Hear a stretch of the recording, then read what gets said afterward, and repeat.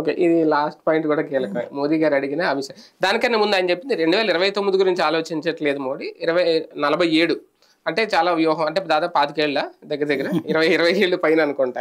అంటే ఇంక అలా అర్థమైందేమో మేబీ. మిగిలినంతా మీరు అన్నట్టు కరెక్ట్ గా చెప్పారు. అదే అది చెప్పారు. పాయింట్ టార్గెట్ ఏంటి అక్కడ అసలైనటువంటి అంశం కూడా ఇప్పుడు ఆయన చెప్పింది కరెక్ట్ మోడీ గారు.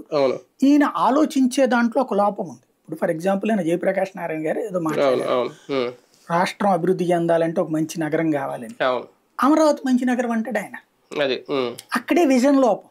ఇప్పుడు హైదరాబాద్ చుట్టుపక్కన హైటెక్ సిటీ వచ్చాక డెవలప్ అయింది, కానీ అనకాపల్లి పక్కన రాలేదే హైటెక్ సిటీ, లేదా వరంగల్లో రాలేదే, మహబూబ్ నగర్ లో రాలేదే, ఆదిలాబాద్ రాలేదే. మరి అమరావతిలో ఎట్లా కొత్త నగరం సృష్టి అవుతుంది?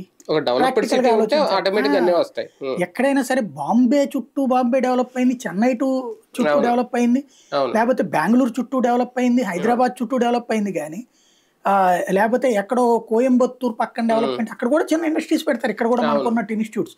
అది కాదు కదా. ఒక విజన్ అనేటువంటిది క్యాపిటల్ బేస్డ్ ఎకానమీ మన దేశంలో చాలా రాష్ట్రాల్లో ఉంది. ఆ capital based economy Amaravati capital అన్నంతసేపు అది వర్కౌట్ కాదు కదా. ప్రాక్టికల్ గా మాట్లాడితే ఇది అనగానే పడేడ్చే వాళ్ళు ఏడుస్తుంటారు, అది పక్కన పెడదాం. అక్కడ ఆయన విజన్ ఎట్లా లోపం ఉందో ఈయన ఆలోచనలో లోపం కూడా అదే ఉంది. ఎస్, ఆయన అన్నది నరేంద్ర మోడీ గారు 2047కి అద్భుతమైన భవిష్యత్తు కావాలి. దానికి ఏం మార్పు ప్రధానమైంది ఈయనే చెప్పారు కదా, ఎడ్యుకేషన్ సిస్టమ్ లో చేంజెస్